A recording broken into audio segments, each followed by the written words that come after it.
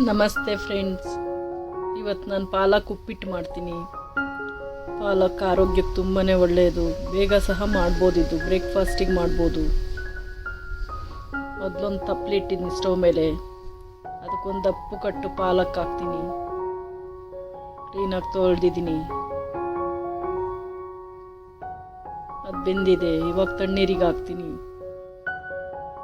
ಈ ರೀತಿ ಮಾಡೋದ್ರಿಂದ ಕಲರ್ ಏನು ಚೇಂಜ್ ಆಗಲ್ಲ. ಕಲರ್ ಗ್ರೀನ್ ಆಗೇ ಇರುತ್ತೆ.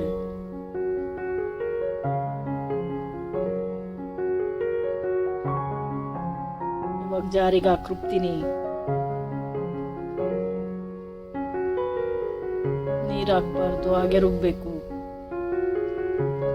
ರುಬ್ಬಿದಾಯ್ತು. ಸ್ಟವ್ ಮೇಲೆ ಒಂದು ಪಾತ್ರೆ ಇಟ್ಟಿದ್ದೀನಿ. ಅದಕ್ಕೆ ಎಣ್ಣೆ ಹಾಕ್ತೀನಿ. ಸಾಸಿವೆ ಹಾಕ್ತೀನಿ. ಕಡಲೆಬೇಳೆ, ಉದ್ದಿನಬೇಳೆ ಹಾಕ್ತೀನಿ. ಕಡಲೆಬೇಳೆ, ಉದ್ದಿನಬೇಳೆ ಕಲರ್ ಚೇಂಜ್ ಆಗೋವರೆಗೂ ಹುರಿತೀನಿ. ಇವಾಗ ಗೋಡಂಬಿ ಹಾಕ್ತೀನಿ. ಹಸಿಮೆಣಸಿನ್ಕಾಯಿ ಹಾಕ್ತೀನಿ. ಹಸಿಮೆಣಸಿನ್ಕಾಯಿ ಒಂದು 7-8 ಹಾಕಿದ್ದೀನಿ. ಕರಿಬೇವು ಸೊಪ್ಪು ಹಾಕ್ತಾ ಇದ್ದೀನಿ. ಟೊಮೊಟೊ ಹಾಕ್ತೀನಿ. 2 ಟೊಮೊಟೊ ಹಾಕಿದ್ದೀನಿ. ಈರುಳ್ಳಿ ಹಾಕ್ತೀನಿ.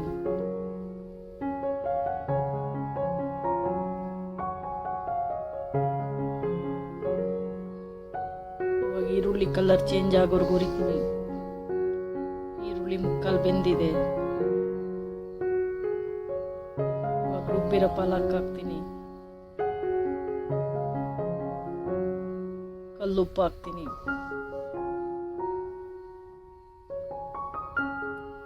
ಒಂದು 3 ನಿಮಿಷ ಬೇಯಿಸ್ತೀನಿ. ಹೀಗೆ ಬೆಂದಿದೆ. ಇವಾಗ ನೀರು ಹಾಕ್ತೀನಿ.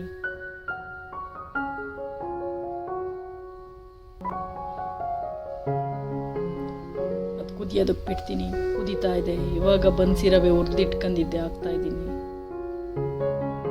ಕಾಯಿ ತುರಿ ಹಾಕ್ತೀನಿ. ಕಾಯಿ ತುರಿ ಒಂದು ಸ್ವಲ್ಪ ಜಾಸ್ತಿ ಹಾಕ್ಬೇಕು. ಈ ಉಪ್ಪಿಟ್ಟಿಗೆ ಬನ್ಸಿರವೆನೇ ಹಾಕ್ಬೇಕು. ಒಳ್ಳೆ ಟೇಸ್ಟ್ ಇರುತ್ತೆ. ಕೊತ್ತಂಬರಿ ಸೊಪ್ಪು ಹಾಕ್ತೀನಿ.